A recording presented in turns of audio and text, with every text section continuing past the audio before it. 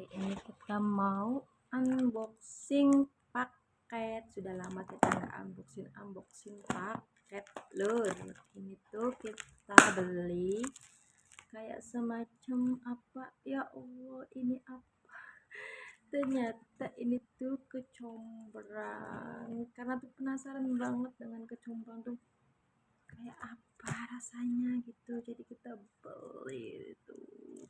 Ini tuh bunga kecombrang karena di daerah Jawa Barat tuh bukan Jawa, di daerah Cirebon tuh di pasarnya nggak pernah ada yang jualan kayak gini tuh.